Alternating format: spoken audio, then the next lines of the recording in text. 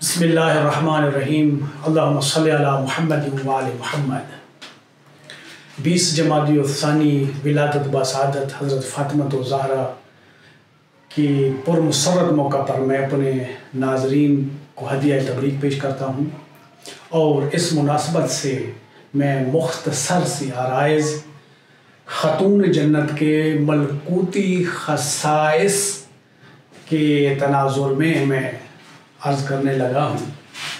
خاتون جنت کی خصوصیات بہت زیادہ ہیں، لیکن چند ایک میں اپنے ناظرین کی خدمت میں پیش کرنا چاہ رہا ہوں کہ خاتون جنت مقام عصمت پہ فیض ہیں، خود معصوم ہونے کے ساتھ ساتھ 11 ائمہ کی مادر ہیں آپ، اور وہ بھی معصوم ہیں۔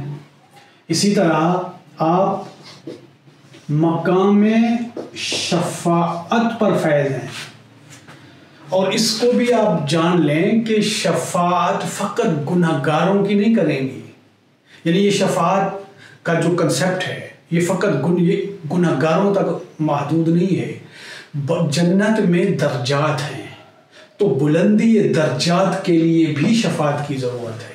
لہٰذا یہ بات یعنی ذہن میں بٹھا لینا کہ فقط گنہگاروں کی شفاعت ہوگی، نہیں، بلکہ جو جنت میں ہوں گے انہیں بھی اپنے بلندی درجات کے لیے شفاعت کی ضرورت ہوگی۔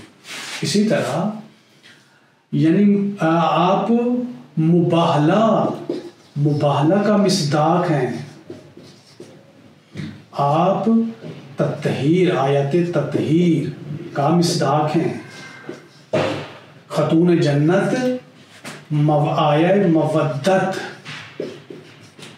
کا مصداق ہیں، آپ حل عطا کا مصداق ہیں، یعنی یطعمون الطعام علی حبہ مسکینا ویتیما واسیرا، اور اسی طرح آپ کوثر کا مصداق ہیں، کوثر کا مصداق ہیں، آپ لیلۃ القدر کا مصداق ہیں، آپ واسطہ فیض الہی ہیں۔